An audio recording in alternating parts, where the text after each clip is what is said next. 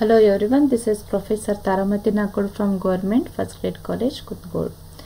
ನಾವು ಕಳೆದ ಪಾಠದಲ್ಲಿ ಇಂಟ್ರೊಡಕ್ಷನ್ ಅದರ ಪಾಠದಲ್ಲಿ ಫಸ್ಟ್ ಪಾರ್ಟ್ ನೋಡಿದ್ದೀವಿ. ಅದರಲ್ಲಿ ಮೀನಿಂಗ್, ಡೆಫಿನೇಷನ್ ಮತ್ತು ಆಬ್ಜೆಕ್ಟಿವ್ ಆಫ್ ಹ್ಯೂಮನ್ ರಿಸೋರ್ಸ್ ಅದನ್ನು ಮಾಡಿದ್ದೀವಿ.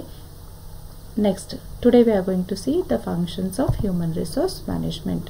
ಫಂಕ್ಷನ್ಸನ್ನು ನಾವು ಎರಡು ವಿಧವಾಗಿ ವಿಂಗಡಿಸಬಹುದು. ಒಂದು managerial functions and operative functions. So managerial ಫಂಕ್ಷನಲ್ಲಿ ಪ್ಲಾನಿಂಗ್, ಆರ್ಗನೈಸಿಂಗ್, ಡೈರೆಕ್ಟಿಂಗ್ ಅಂತ ಕಂಟ್ರೋಲಿಂಗ್ ಅಂತ ಹೇಳ್ತೇವೆ.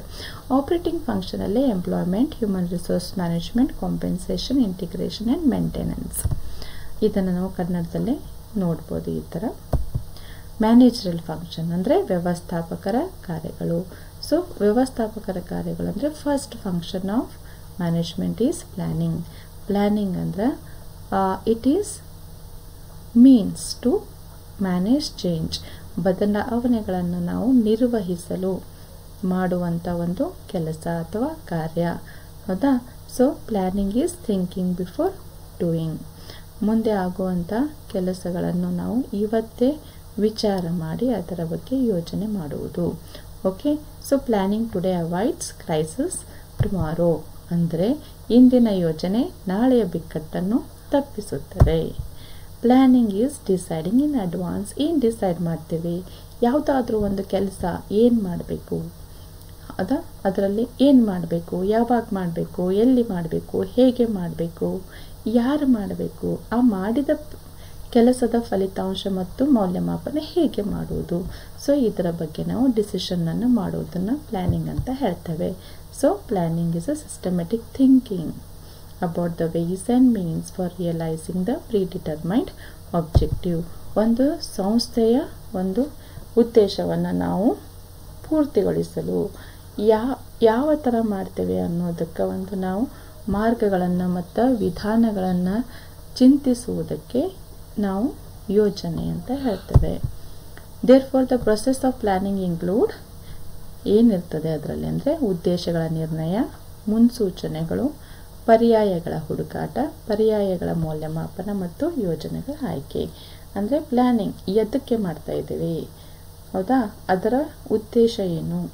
ಆ ಪ್ಲ್ಯಾನಿಂಗಲ್ಲಿ ಬೇರೆ ಬೇರೆ ಆಲ್ಟರ್ನೇಟಿವ್ಸ್ ಯಾವ್ಯಾವ ಪರ್ಯಾಯಗಳಿದ್ದಾವೆ ಎಲ್ಲಗಳನ್ನು ನಾವು ಇವ್ಯಾಲ್ಯುವೇಟ್ ಮಾಡಿ ಯಾವ ಪರ್ಯಾಯ ನಮಗೆ ತುಂಬ ಒಳ್ಳೆಯದು ಅದನ್ನು ನಾವು ಡಿಸೈಡ್ ಮಾಡ್ತೇವೆ. ಆರ್ಗನೈಸಿಂಗ್ ಅಂದರೆ ಸಂಘಟನೆ ಮಾಡುವುದು. ಸಂಘಟನೆ ಅಂದರೆ ಒಂದು ಕೆಲಸವನ್ನು ಮಾಡಲು ಅದಕ್ಕೆ ನಾವು we have to fix a duties and the responsibilities. ಒಂದು ಕೆಲಸ ಯಾರು ಮಾಡ್ತಾರೆ ಅದನ್ನು ಹೇಗೆ ಮಾಡಿಸ್ಕೋಬೇಕು ಅಂತಂದರೆ we should assign the duties and responsibilities to certain group of people. It is nothing but assigning the rights and the duties or allocation of authority and responsibility so that they can do their work effectively. Okay, then idu definition ide. So idralli ಹೇಳ್ತಾರೆ organization is identification and grouping the activities to be performed and dividing them among the individual and creating the activities to be performed and dividing them among the individuals and creating authority and responsibility relationship among them. So this process of organization involve the following steps. ಏನೇನಿದೆ? ಉದ್ದೇಶಗಳ ನಿರ್ಣಯ, ಚಟುವಟಿಕೆಗಳ ವಿಭಾಗ, division of activities, fitting individual into jobs, ವ್ಯಕ್ತಿಗಳನ್ನು ಉದ್ಯೋಗಗಳಿಗೆ ಜೋಡಿಸುವುದು. ಅಂದರೆ ಯಾವ ಜಾಬನ್ನು ಯಾರಿಗೆ ನಾವು ಕೊಡುವುದು, fixing the people, developing relationship in terms of authority and responsibility, ಯಾವ ಅಥಾರಿಟಿ ಯಾವ ರೆಸ್ಪಾನ್ಸಿಬಿಲಿಟಿ ಯಾರಿಗೆ ಕೊಡುವುದು ಅಂತ ಫಿಕ್ಸ್ ಮಾಡುವುದು. It is we can say steps in the organising. Then organising ಆದಮೇಲೆ ಡೈರೆಕ್ಟಿಂಗ್. ಜನರ ನಾವು ಒಂದ್ಸಲ ಆರ್ಗನೈಸ್ ಮಾಡಿದ ಮೇಲೆ ಅವರಿಗೆ ಡ್ಯೂಟಿ ಮತ್ತು ರೆಸ್ಪಾನ್ಸಿಬಿಲಿಟಿ ಅಸೈನ್ ಮಾಡಿದ ಮೇಲೆ ಅವರಿಗೆ ಏನು ಬೇಕು? ಡೈರೆಕ್ಷನ್ ಬೇಕು, ಮೋಟಿವೇಶನ್ ಬೇಕು, so that they can work effectively to attain the organisational goals. So directing is a process of motivating the people. ಜನರಿಗೆ ಪ್ರೇರಣೆಯನ್ನು ನೀಡಿ ಅವರನ್ನು ಸಕ್ರಿಯಗೊಳಿಸುವ ಮತ್ತು ಮುನ್ನಡೆಸುವ ಮತ್ತು ಮೇಲ್ವಿಚಾರಣೆ ಮಾಡುವ ಪ್ರಕ್ರಿಯೆ ಅಂತ ಹೇಳ್ತೇವೆ ನಾವು. ಓಕೆ, ಸೊ ಇಲ್ಲೇ ಡೆಫಿನೇಷನ್ ನೀವು ನೋಡ್ಬೋದು. ಅವರು ಹೇಳ್ತಾರೆ ನಿರ್ದೇಶನ ಅಂತಂದರೆ ಕ್ರಿಯೆಯ ಹಾದಿಯನ್ನು ನಿರ್ಧರಿಸುವುದು, ಆದೇಶಗಳನ್ನು ನೀಡುವುದು, ಮುನ್ಸೂಚನೆ ಮತ್ತು ಕ್ರಿಯಾತ್ಮಕ ನಾಯಕತ್ವವನ್ನು ಒದಗಿಸುವುದು. ಸೊ ಇವೆಲ್ಲಾನು ಡೆಫಿನೇಷನ್ನಲ್ಲೇ ಹೇಳ್ತಾ ಇದ್ದಾರೆ. ಸೊ ಅಗೇನ್ ಆ ಡೆಫಿನೇಷನ್ ಪ್ರಕಾರ ನಾವು ನೋಡೋದಾದರೆ ಏನೇನು ಬರ್ತದೆ ಡೈರೆಕ್ಷನಲ್ಲಿ, issuing of order and instruction, ಆದೇಶಗಳನ್ನು ನೀಡುವುದು ಮತ್ತು ಮುನ್ಸೂಚನೆಯನ್ನು ನೀಡುವುದು, guiding and teaching the subordinates and proper method to ensure that their work is done in a proper way, ಅಂದರೆ ಸರಿಯಾಗಿ ಕೆಲಸ ಮಾಡಲು ಅವರಿಗೆ ನಾವು ಮಾರ್ಗಸೂಚನೆ ಕೊಡುವುದು. ಸೂಪರ್ವೈಸಿಂಗ್ ಅಂದರೆ ಅವರಿಗೆ ನಾವು ಏನು ಮೇಲ್ವಿಚಾರಣೆ ಮಾಡುವುದು. ಇನ್ಸ್ಪೈರಿಂಗ್ ಪ್ರೇರಣೆಯನ್ನು ನೀಡೋದ್ರ ಮೂಲಕ ಅವರಿಗೆ ನಾವು ಹೆಚ್ಚು ಚೆನ್ನಾಗಿ ಕೆಲಸ ಮಾಡಲು ಪ್ರೋತ್ಸಾಹ ನೀಡುವುದು. ಮೋಟಿವೇಟಿಂಗ್ ಅಂತಂದರೆ ಪ್ರೇರೇಪಿಸುವುದು. ನಾವು ಜನರನ್ನು ಪ್ರೇರೇಪಿಸಿದಾಗಲೇ ಅವರು ಏನು ಮಾಡ್ತಾರೆ, ಹೆಚ್ಚು ಚೆನ್ನಾಗಿ ಹಾಗೂ ಆತ್ಮವಿಶ್ವಾಸದಿಂದ ಕೆಲಸ ಮಾಡುವುದರ ಮೂಲಕ ಹೆಚ್ಚು ನಮಗೆ ಪ್ರೊಡಕ್ಷನ್ ಮಾಡಿಕೊಡ್ತಾರೆ. ಪ್ರೊಡಕ್ಷನ್ ಹೆಚ್ಚಿಗೆ ಆದರೆ ಪ್ರಾಫಿಟ್ ನಮಗೆ ಜಾಸ್ತಿ ಆಗ್ತದೆ. ಸೊ ಜನರು ಖುಷಿಯಿಂದ ಕೆಲಸ ಮಾಡುವುದರಿಂದ, ಉತ್ಸಾಹದಿಂದ ಕೆಲಸ ಮಾಡುವುದರಿಂದ ನಮ್ಮ ಉದ್ಯೋಗಿಗಳದ್ದು ಏನಾಗ್ತದೆ ಅಂತಂದರೆ ಪ್ರೊಡಕ್ಟಿವಿಟಿ ಹೆಚ್ಚಿಗೆ ಆಗ್ತದೆ, ಪ್ರೊಡಕ್ಷನ್ ಹೆಚ್ಚಿಗೆ ಆಗ್ತದೆ. Okay, motivation has been derived from the word motive, which means any idea or a emotion that prompt a man into action.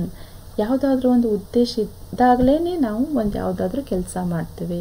So ಅದಕ್ಕೆ ಅವರಿಗೆ ಒಂದು ಉದ್ದೇಶವನ್ನು ಕೊಡುವುದು, ಅವರಿಗೆ ಪ್ರೇರೇಪಣೆ ಕೊಡುವುದು ಅಂದರೆ ಮೋಟಿವೇಶನ್ ಅಂತ ಅರ್ಥ. So thus motivation is an important function which every manager perform for actuating the people to work for realisation of objective of the organisation.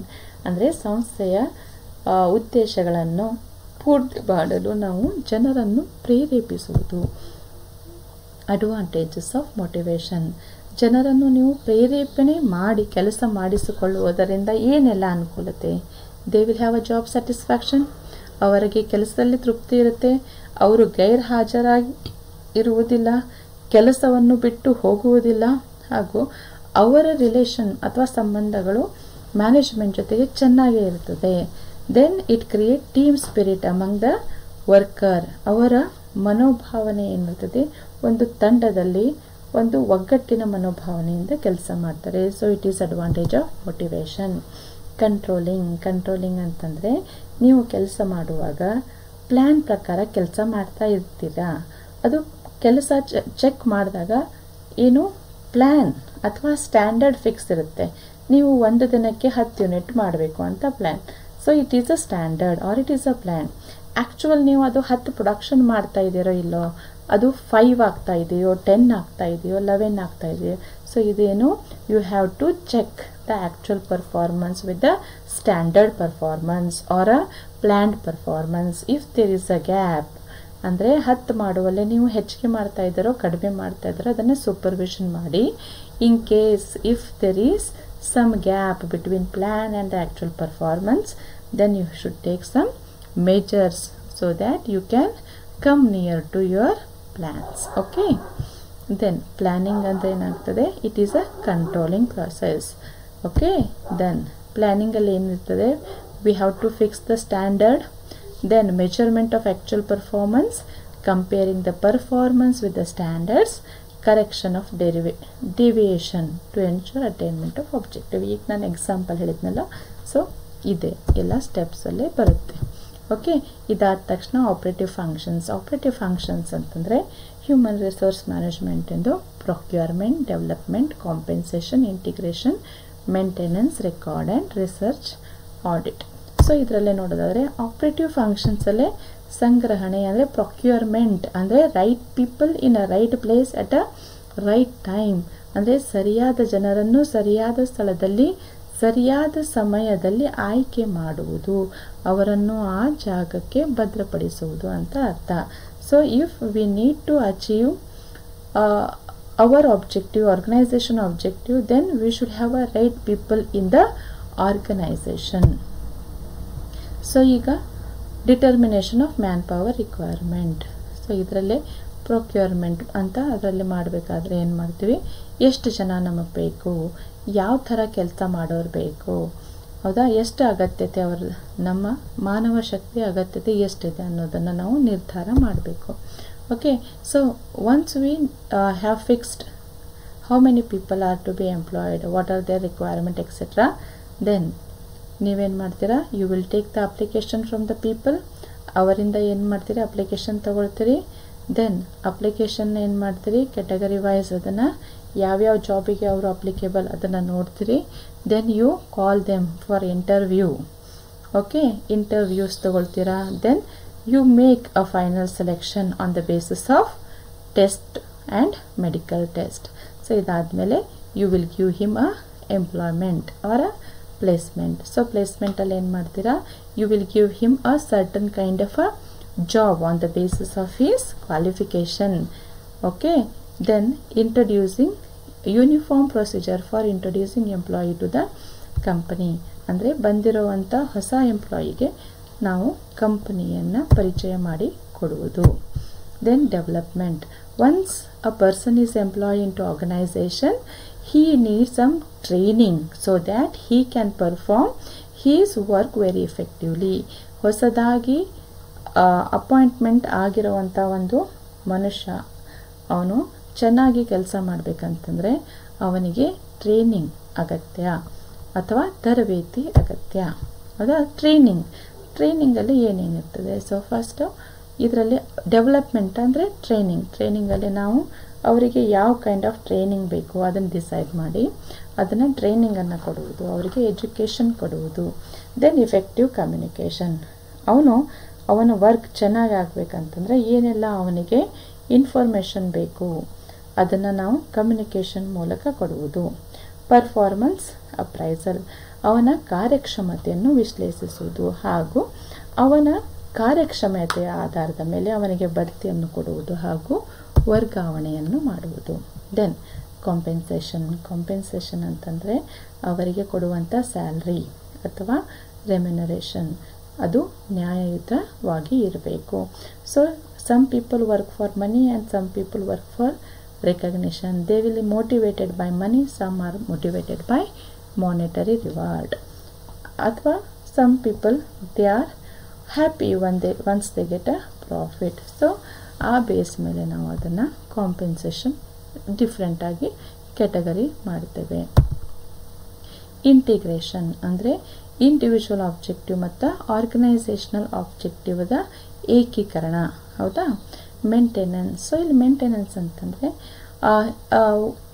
ಕೆಲವೊಂದು ಆರ್ಗನೈಸೇಷನ್ನಲ್ಲಿ ಸೇಫ್ಟಿ ಮೇಜರ್, ಹೆಲ್ತ್ ಪ್ರಿಕಾಷನ್ಸ್ ಅದೆಲ್ಲ ತಗೊಳ್ಬೇಕು. ಸೊ ಅದೆಲ್ಲ ನಾವು ಮೇಂಟೈನ್ ಮಾಡೋದಕ್ಕೆ maintenance ಅಂತ ಹೇಳ್ತೇವೆ.